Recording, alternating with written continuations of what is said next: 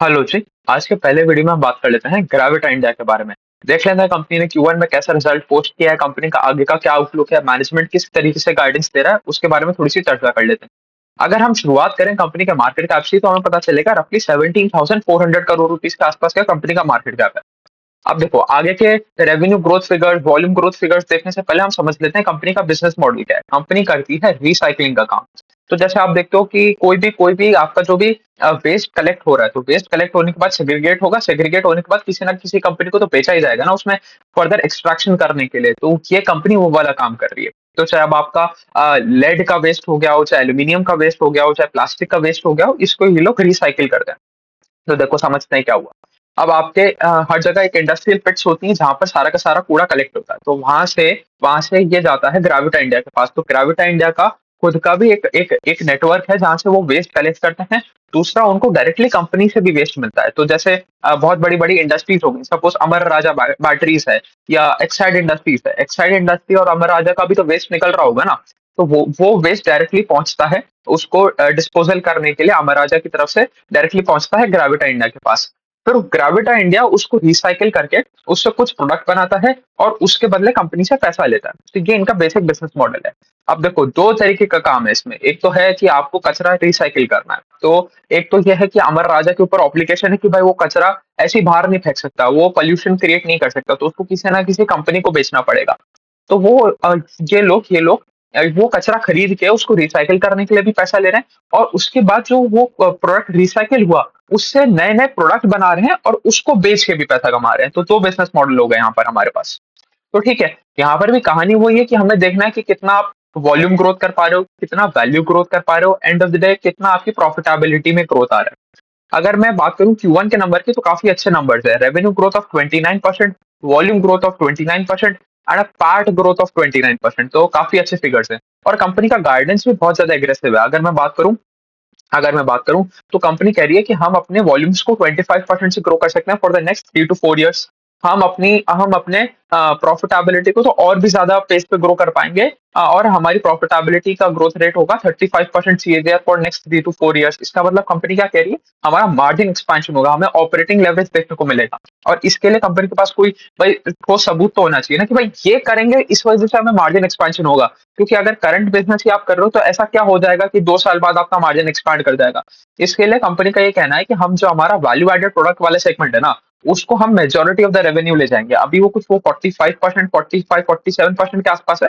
उसको हम नेक्स्ट 3 साल में 50% के आसपास ले जाएंगे। तो जैसे वो 50% ले जाएंगे, वैल्यू एडेड प्रोडक्ट सेगमेंट का मार्केट बढ़ जाएगा, मतलब रेशो बढ़ जाएगा, प्रपोर्शन बढ़ जाएगा, आपके मार्जिन एक्सपांड होते हुए हमें दिख जाएंगे। तो ठीक है, गाइडेंस तो बहुत ही बेहतरीन है। और अगर हम रिजल्ट भी देखें तो रिजल्ट भी गाइडेंस के अकॉर्डिंग ही चल रहा है। देखो मार्जिन एक्सपेंशन आपको लीनियर फेज में देखने को नहीं मिलेगा। आप एडिशनल कैपेसिटी बिठाओगे, आपको ऑपरेटिंग लेवरेज मिलेगा, तब आपको पार्ट में इंक्रीज देखने को मिल जाएगा। अभी आप केपेक्स भी करो, इसकी वजह से आपका पार्ट थोड़ा सा कम भी आ रहा है। तो ठीक है, पार्ट को मत देखो, वॉल्यूम ग्रोथ देखो। वॉल्यूम ग्रोथ आया, हमारा वैल्यू ग्रोथ मतलब रेवेन्यू ग्रोथ भी आया। तो वॉल्यूम ग्रोथ वॉज 29% के आसपास, गाइडेंस दिया था 25% का।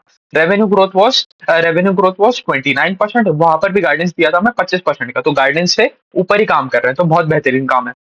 अब देखो करते क्या है ये। अब ये लेड की रिसाइकलिंग, एल्यूमिनियम की रिसाइकलिंग, प्लास्टिक प्रोडक्ट्स की रिसाइकलिंग में काम करते हैं। अब देखो जिनका जो मेजोरिटी ऑफ द वॉल्यूम है ना वो आता लेड से ही है। अब देखो क्या है कि आपने कहीं से भी ये जितना भी बैटरी मैन्युफैक्चरिंग वाला काम है, बैटरी मैन्युफैक्चरिंग वाले काम में बहुत ज्यादा वेस्ट निकलेगा लेड का। तो ये लेड लेके आते हैं अपनी फैक्ट्री में और लेड को रिसाइकिल करते हैं। भाई उसको सेग्रीगेट किया, साफ किया, फिर लेड के नए नए प्रोडक्ट बनाए। तो लेड के अलग अलग प्रोडक्ट बना दिए कि रेड लेड बना दिया, लेड का अलॉय बना दिया, लेड की ब्रिक्स बना दी, जो आगे फर्दर किसी दूसरी इंडस्ट्री में भी काम आ सकता है। तो ये है इनका वैल्यू एडेड प्रोडक्ट। तो इन्होंने कचरा लेके आया, कचरे को रिसाइकिल किया, उस रिसाइकल्ड मटेरियल से एक नया प्रोडक्ट बना दिया। तो ये जो नया प्रोडक्ट है ये है हमारा वैल्यू एडेड कंपोनेंट। कि यहाँ पर इनको ज्यादा मार्जिन देखने को मिलेगा, यहाँ पर इनको ज्यादा प्रॉफिटेबिलिटी देखने को मिल रही है। तो ये वाला सेगमेंट ये बढ़ाने की कोशिश कर रहे हैं। ये चीज भी हमने समझ ली। अगर मैं बात करूं तो इनके इस बार एल्यूमिनियम में बहुत अच्छा हमें इबिटा लेवल पे ग्रोथ देखने को मिला है। मतलब इसमें वैल्यू एडेड प्रोडक्ट का सेगमेंट बहुत ज्यादा बड़ा है।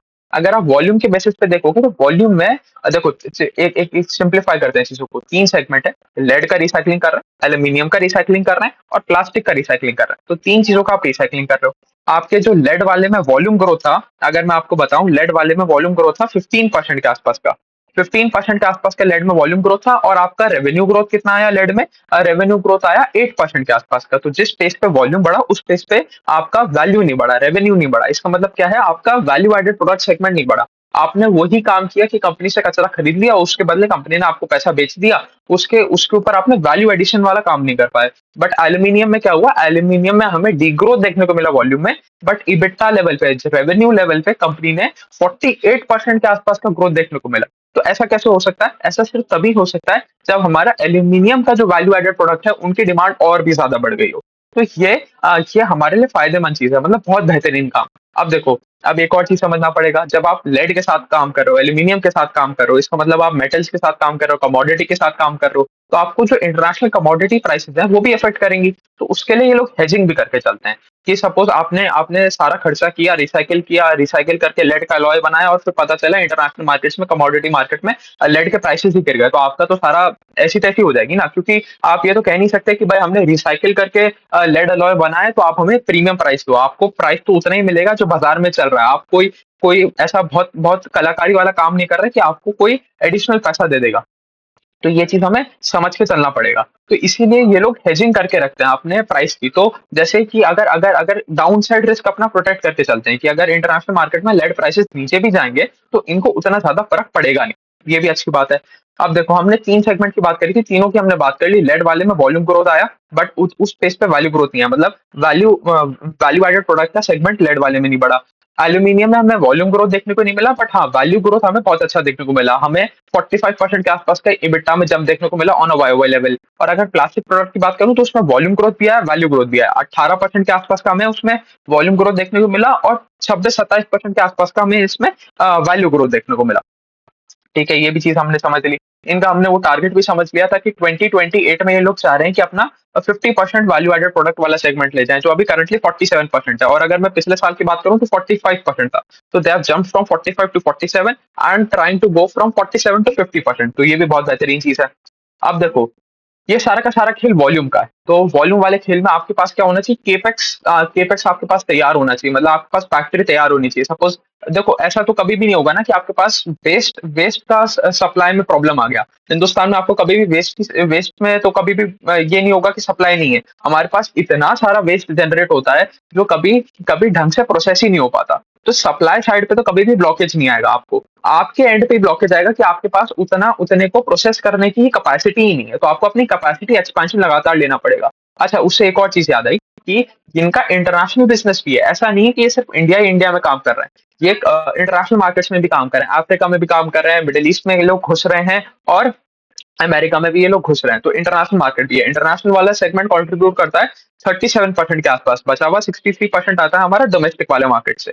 और हर जगह एक्सपेंशन कर रहे हैं। अगर मैं टोटल एक्सपेंशन की बात करूं तो ये नेक्स्ट 3 साल में अपनी जो एक्जिस्टिंग कैपेसिटी है उसको 50% बढ़ा देंगे।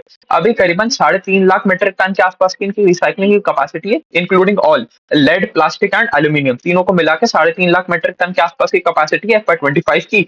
और इसको ये बढ़ा के करीबन 5-5.25 लाख मीट्रिक टन के आसपास ले जाना चाह रहे हैं।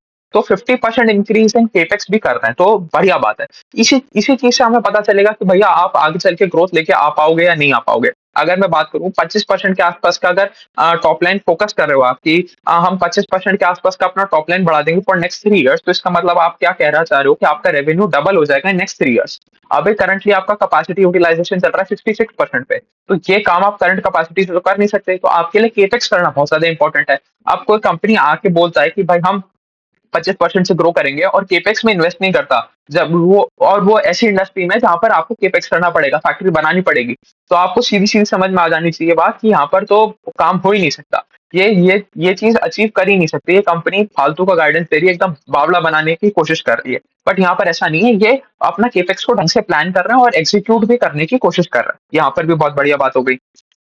तो ठीक है, मोटा-मोटी यही था ग्रेविटा इंडिया के बारे में। एक अच्छा कंपनी है, एक इमर्जिंग सेक्टर में काम कर रहा है। अब देखो कहानी तो यहाँ पर बहुत बन सकती है कि कंपनी भी बहुत ज़्यादा कहानी बनाती है। अगर आप इन्वेस्टर प्रेजेंटेशन खोल के देखोगे तो आपको 5, 6, 7, 8 स्लाइड्स मतलब 10-20% ऑफ द स्लाइड्स आपको ये देखने को मिलेगा कि भाई अभी सारा का सारा अनऑर्गेनाइज्ड मार्केट के पास मार्केट शेयर है। अभी ऑर्गेनाइज्ड मार्केट बहुत छोटा-सा है, सारा का सारा ट्रांज़ैक्शन हो रहा है, सारा का सारा जो वेस्ट है वो लैंडफ़िल में जाके पड़ रहा है। वो उसका कोई ऑफिशियल मतलब कोई कोई ढंग से मैनेजमेंट हो नहीं रहा, हमारे पास वो आ नहीं रहा और ये बहुत तगड़ा फ्यूचर के लिए प्रोस्पेक्ट बन जाएगा हमारी इंडस्ट्री के लिए। तो ठीक है, बात सारी ठीक है, but end of the day अगर आप कहोगे कि आपकी इंडस्ट्री 40, 50, 60% से भी ग्रो कर रही है और आप अगर फिर भी 20% से ग्रो कर रहे हो तो काम खराब है।